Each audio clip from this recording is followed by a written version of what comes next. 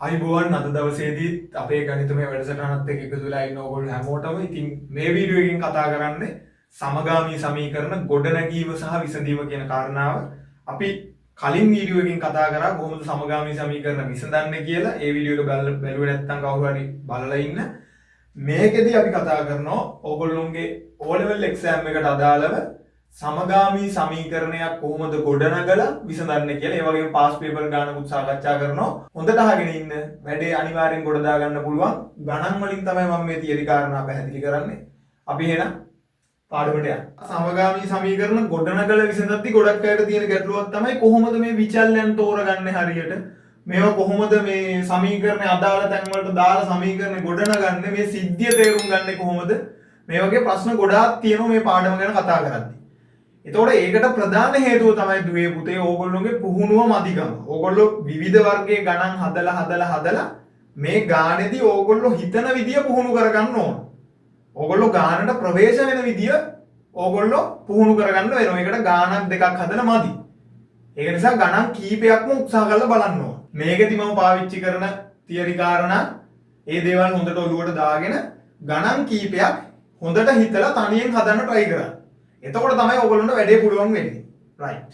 වෙළඳ සැලකින් මිලටගත් රතු පෑන් 3ක් හා නිල් පෑන් 5ක් සඳහා රුපියල් 65ක් වැය විය.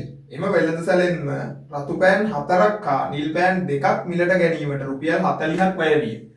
වෙළඳ සැලකින් ගත්තලු රතු පෑන් කීයද? 3ක්. රතු පෑන් 3ක් ගත්තලු. ඒ වගේම නිල් පෑන් ගත්තලු 5ක්. නිල් පෑන් ගත්තලු 5ක්. මේ දෙකටම වැය වුණාලු රුපියල් 65ක්. රුපියල් 65ක් ගියාලු රතු පෑන් 3ටයි නිල් පෑන් 5ටයි. එම වෙළඳ සැලෙන්ම රතු පෑන් 4ක් හා නිල් පෑන් 2ක් මිලට ගැනීමට මේ වෙළඳ සැලෙන්ම ගත්තලු රතු පෑන් 4ක් සහ නිල් පෑන් කීයද? නිල් පෑන් 2ක් මිලට ගැනීමට වැය වුණාලු රුපියල් 40ක්. right. ඔන්න ඔය ටික තමයි අපිට ගානේ දීලා තියෙන්නේ. එතකොට පළවෙනි කොටස විදියට අපෙන් අහනවා රතු පෑනක හා නිල් පෑනක මිලට සුදුසු විචල්යන් දෙකක් භාවිත කරමින් සමගාමී සමීකරණ යුගලයක් ගොඩනගන්න. එතකොට මේ රතු පෑනක මිල සහ නිල් පෑනක මිලට අදාළ විචල්යන් තෝරගැනීමේදී ඕගොල්ලොන්ට නිදහස තියෙනවා. කැමති විචල්යන් දෙකක් තෝරගන්න. කැමති නම් x හා y කියලා ගන්න පුළුවන්, a හා b කියලා ගන්න පුළුවන්. මම ගන්නවා x හා y කියලා. මම ගන්නවා රතු පෑනක මිල. රතු පෑනක මිල මම ගන්නවා x විදියට. හරිනේ? ඊට පස්සේ නිල් පෑනක මිල මම ගන්නවා නිල් පෑනක මිල මම ගන්නවා y විදියට. right. y විදියට අරගෙන සමගාමී සමීකරණ දෙකක් ගොඩනගනවා මම ඊළඟට. ඒක තමයි අපිට පළවෙනි ගානේදී කියන්නේ. right. බලමු රතු පෑනක මිල x. රතු පෑන් 3ක් සහ නිල් පෑන් 5ක්. ඒ දෙකේ මිල අපිට කියනවා රුපියල් 65ක් කියලා. ඒ කියන්නේ රතු පෑන් 3ක මිල, ඒ කියන්නේ පෑනක මිල වගේ 3 ගුණයක් සහ නිල් පෑනක මිල වගේ 5 ගුණයක් කියන දෙක එකතු වුණාම රුපියල් 65ක් වෙන්න ඕන. එහෙනම් රතු පෑනක මිල මම ගත්තා x කියලා. එහෙනම් 3x ට එකතු කරන්න ඕනේ නිල් පෑනක මිල මම y කියලා ගත්තා. එහෙනම් ඒ වගේ 5ක්. 5යි y සමානයි 65යි. ඔන්න ඔක පළවෙනි සමීකරණය. ඊට පස්සේ බලන්න දෙවෙනි මෙන්න මේ ප්‍රකාශනයෙන් අපිට දෙවෙනි සමීකරණය ගොඩනගා ගන්න පුළුවන් බොහොම පහසුවෙන්.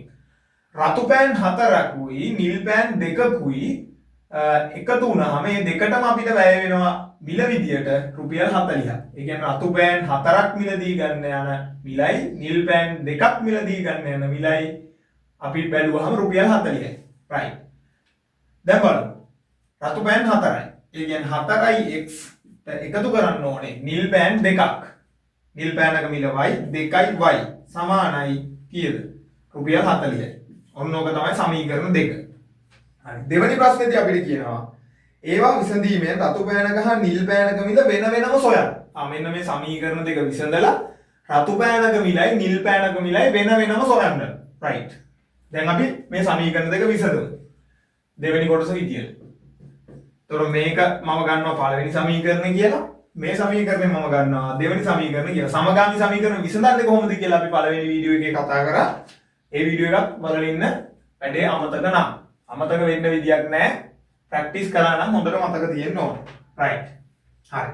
දැන් බලන්න මේ සමීකරණ දෙක විසඳන්න යද්දී මේ සමීකරණ දෙක විසඳන්න යද්දී අපි එක්කෝ x පද හෝ y පද මුලින් අයින් කරගන්න ඕනේ. එක්කෝ x තනි කරගන්න ඕනේ නැත්නම් y තනි කරගන්න ඕනේ. එහෙම තමයි අපි අගයක් හොයාගන්න ඕන. දැන් බලන්න මෙතනදී y පද අයින් කරන්න අපි බලමු. y පද අයින් කරන්න මම කිව්ව කලින් වීඩියෝ එකේ ධන y ඍණ y තිබ්බොත් අපිට මේ දෙක කපලා බිඳුවයි කියලා y පද අයින් කරගන්න පුළුවන්. දැන් මෙතන තියෙන 5y මෙතන තියෙනවා 2y මෙතන 3x තියෙනවා 4x තියෙනවා. අපි y පද දිහාවට එමු. කැමති නම් x අයින් කරගන්නත් පුළුවන්. මම y පද දිහාවට එනවා. බලන්න y පද. දැන් මෙතන 5y තියෙනවා මෙතන 2y තියෙනවා. සමීකරණ දෙක අඩු කරොත් y පද අයින් කරගන්න පුළුවන්ද? බෑ. සමීකරණ දෙක එකතු කරොත් y පද අඩු කරගන්න අයින් කරගන්න පුළුවන්ද? ඒත් බෑ. එහෙනම් මොකද කරන්නේ? මේ බලන්න.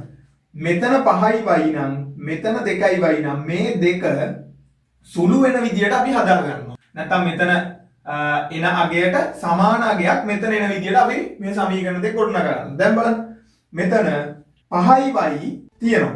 අපිට දැන් දෙක පාවිච්චි කරලා 2y ගුණ කරලා 5y හදා ගන්න පුළුවන්ද? බෑ. 2y පාවිච්චි කරලා 5y හදා ගන්න බෑ. හැබැයි අපිට පුළුවන් මේ y අගයන් දෙකම සමාන අගයකට ගේන්න. y අගයන් දෙකම සමාන අගයකට ගේන්න. එහෙනම් අපි බලමු මේ 10y 10y 5 වරක් 2 10යි. අන්න දෙවරක් 5ක් 10යි. 5 වරක් 2 10යි දෙවරක් 5ක් 10යි. එහෙනම් මට පුළුවන් මෙන්න මේ සමීකරණේ පළවෙනි සමීකරණේ දෙකෙන් වැඩි කරොත් වැඩේ කරන්නේ. පළවෙනි සමීකරණේ දෙකෙන් ගුණ කරලා මම අලුත් සමීකරණයක් ගන්නවා. ඒ වගේම දෙවෙනි සමීකරණේ පහෙන් ගුණ කරලා තව සමීකරණයක් ගන්නවා. එතකොට මේ y කියන දෙක මොකද්ද වෙන්නේ? සමාන වෙනවා. දෙකම 10යි y වෙනවා. හරිනේ? right. අඩු කරනවද එකතු කරනවද කියලා අපි ඊට පස්සේ බලමු. හරි. ඔන්න මම පළවෙනි සමීකරණය ගත්තා. පළවෙනි සමීකරණේ ගුණ කරනවා මම දෙකෙන්. හරි. පළවෙනි සමීකරණ දෙකෙන් ගුණ කරා. එතකොට දෙවාරයක් දෙකෙන් ගුණ වෙනවා. මෙන්න මේ සම්පූර්ණ කොටසම දෙකෙන් ගුණ වෙනවා. දෙවාරයක් 3x ධන 5y සමානයි. මෙන්න මේ පැත්තත් සම්පූර්ණයෙන්ම දෙකෙන් ගුණ වෙනවා. දෙවාරයක් 65යි. right. දැන් බලන්න. දෙවරක් 3 6x ධන දෙවරක් 5 10y සමානයි. දෙවරක් 65 කීයද? 65 130යි. හරි. මට දැන් අලුත් සමීකරණයක් ආවා. මම මේ සමීකරණය ගන්නවා තුන්වෙනි සමීකරණය කියලා. හරි. දැන් අපි ගමු දෙවෙනි සමීකරණය. දෙවෙනි සමීකරණය මම ගුණ කරනවා 5ෙන්. ඇයි 5ෙන් ගුණ කරගන්නේ? මෙතන 10y හදාගත්තා. එහෙනම් මේකත් 10y කියලා හදාගත්තොත් වැඩේ ගොඩ. එහෙනම් මම දෙවෙනි සමීකරණය ගුණ කරනවා 5ෙන්. දෙවෙනි සමීකරණය 5ෙන් ගුණ කරා. දැන් ගමු. 5 වාරයක් මේ සම්පූර්ණ කොටස 4x ධන 2y සමානයි 5 වාරයක් 40. 5 වාරයක් 40. දැන් බලමු. 5 වරක් 4 20x 5 වරක් 4 20x 5 වරක් 2 10y සමානයි 5 වරක් 4 20යි. මේ බිඳුව හැම ලිව්වා. හරි. මේක හතරවෙනි සමීකරණය. මෙන්න දැන් අපිට 3 සහ 4 කියලා සමීකරණ දෙකක් ඇවිල්ලා තියෙනවා අලුතින්. මේ දෙක අපිට පාවිච්චි කරලා වැඩේ කොට දාගන්න පුළුවන්. මේක බලන්න. මෙතනත් 10යි y මෙතනත් 10යි y. 10යි y 10යි y එහෙනම් අයින් කරන්න පුළුවන්. මෙතනත් ධන 10යි y ධන 10යි y. මේ දෙන්න අයින් කරන්න නම් එකකින් අනිත් එක අඩු කරන්න ඕන. කැමති නම් 3ෙන් 4 අඩු කරන්නත් පුළුවන්. 4ෙන් 3 අඩු කරන්නත් පුළුවන්. සුළු කිරීමේ පහසුව නිසා මම 4ෙන් 3 අඩු කරනවා. right. අපි බලමු. 4 අඩු කිරීම 3. දැන් බලමු. 4ෙන් 3 අඩු කරා. 20x ධන 10y මේ සම්පූර්ණ කොටසෙන් මේ කොටස අඩු වෙනවා. අඩු කිරීම වරහණක් දැම්මා. මෙන්න මේ සම්පූර්ණ කොටස 6x ධන 10y සමානයි 200න් අඩු කරනවා 130ක්. හරි. 20x ධන 10y අඩු කිරීම මෙන්න මේ සම්පූර්ණ කොටස. right. දැන් මේක සුළු කරමු. 20x ධන 10y ධනයි ඍණයි ඍණ 6x ධනයි ඍණයි ඍණ 10y සමානයි 200න් 130ක් අඩු වුණාම 70යි. right. දැන් බලන්න. මෙන්න ධන 10යි y ඍණ 10යි y වැඩේ කොට. ධන 10යි y ඍණ 10යි y. මොකද්ද කරන්නේ? කැපේ කැපේ. කපලා අයින් කරා. 20x ගෙන් 6x අඩු වුණාම කීයද? 20න් 6ක් ගියාම 14x සමානයි 70යි. 14x සමානයි 70යි. මේක 7ෙන් බෙදන්න පුළුවන්. 7 ඒවා 2යි 7 ඒවා 1යි. එහෙනම් 2යි x සමානයි 1යි මේ බිඳුවයි 10යි. එහෙනම් මේක ආයි 2ෙන් බෙදන්න පුළුවන්. දෙපැත්තම 2ෙන් බෙදුවා. එතකොට මොකක්ද වෙන්නේ? 2කට 2 කැපුණා. x සමානයි 2ට 1යි 10ට 2 5යි. x සමානයි 5යි කියලා අපිට එනවා. හරි. ඔන්න අපි x වලට අදාළ උත්තරේ ගත්තා. හරි.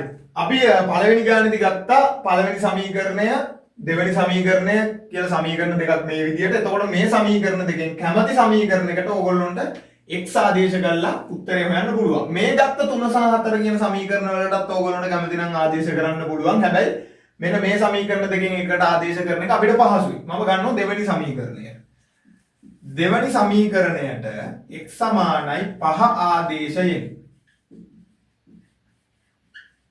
right.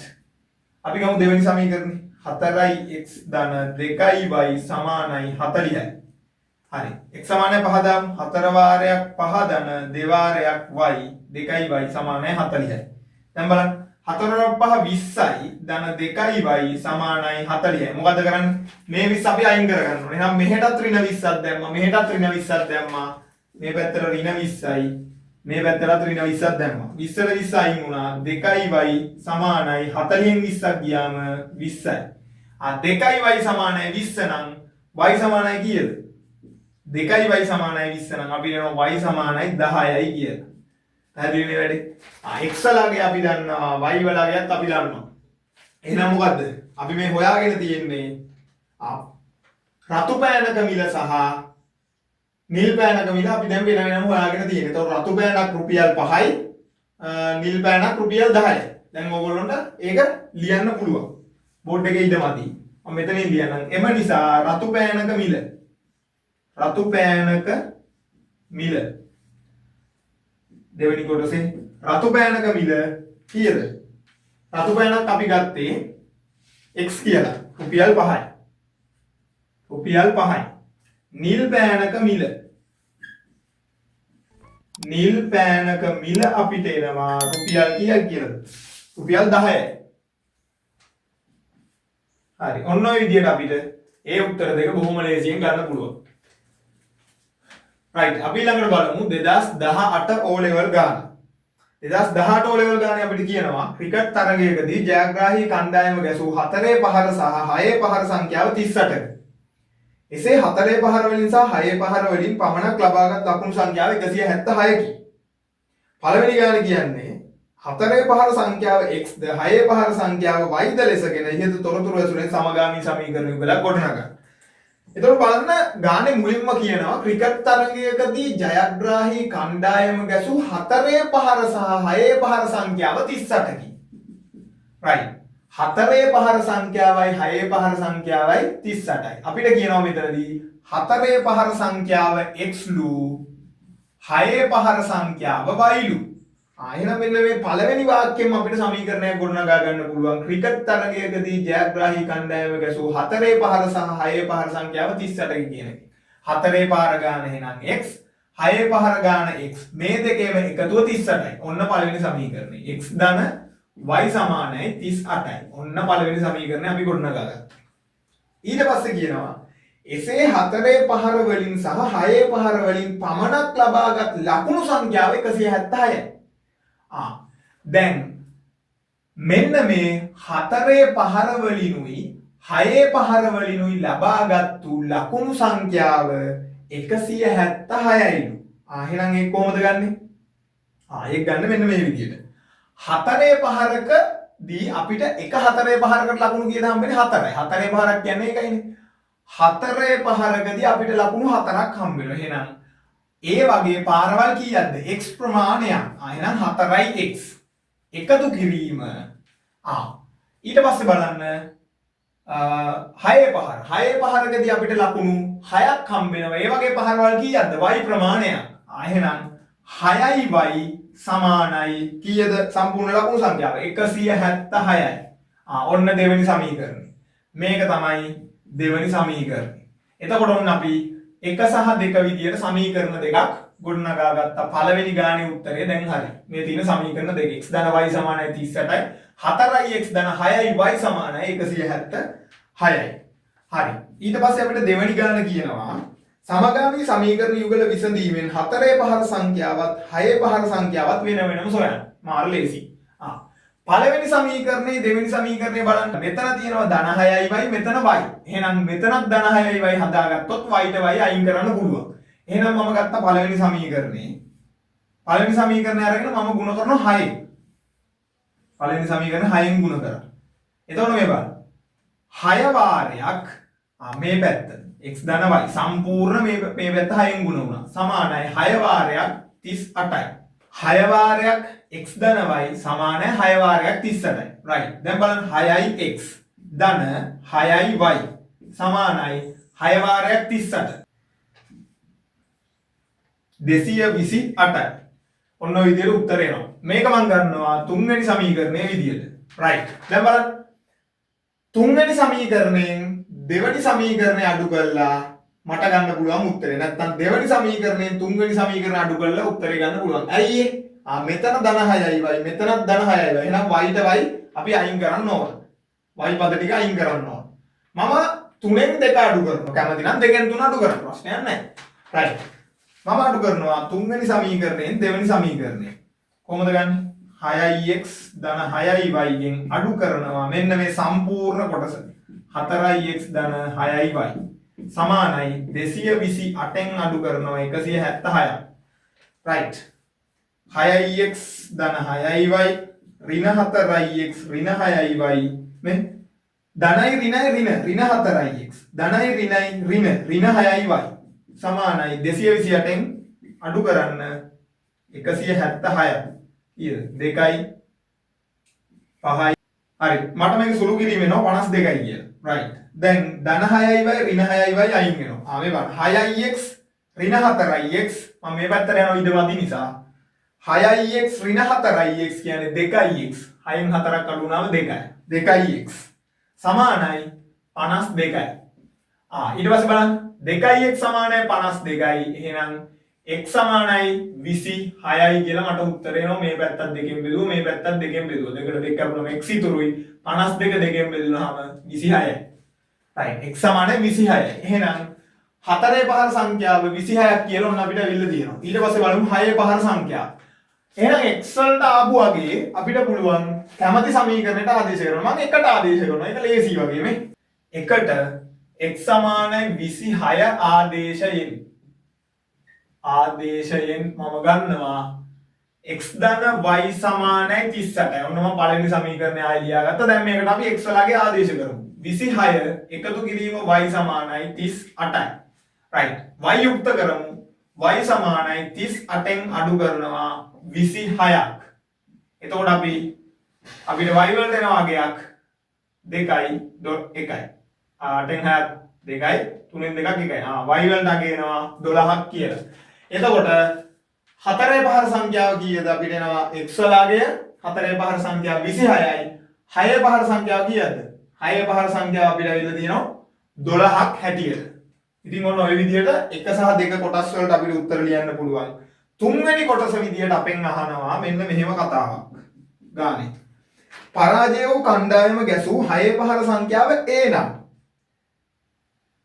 අපිට ඊට පස්සේ ප්‍රකාශනයක් දීලා තියෙනවා දෙවාරයක් a ඍණ 5 ධන 3යි a කුඩා හෝ සමානයි 54 අසමානතාවය තෘප්ත කරයි.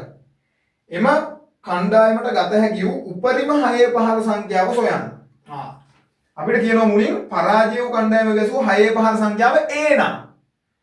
අන්තිමට කියනවා ගත හැකි වූ උපරිම 6 පහර සංඛ්‍යාව සොයන්න. 6 පහර සංඛ්‍යාව a කියලා උපරිම 6 පහර සංඛ්‍යාව හොයන්න. එහෙනම් මොකද කරන්න තියෙන්නේ? a උක්ත කරන්න කියලා තමයි මේ නොකිය කියන්නේ. බලමු. දෙවාරයක් 2යි a ඍණ 5 ධන 3යි a කුඩා හෝ සමානයි 54යි. ඔන්න ඔය විදිහට අපිට දීලා තියෙනවා. දැන් බලමු මේක සුළු කරලා. දෙවරක් 2 4යි a ඍණ දෙවරක් 5 10යි ධන 3යි a කුඩා හෝ සමානයි 54යි. right. දැන් බලමු 4යි a ධන 3යි a 7යි a. මේ ඍණ 10 කුඩා හෝ සමානයි 54. මම ඒක ආයි ලිව්වා. හරි. දැන් මේ ඍණ 10 අපි දාගන්න ඕන මේ පැත්තට. එතකොට මේ පැත්තටත් ධන 10ක් දැම්ම මෙහෙටත් ධන 10ක් දැම්මා.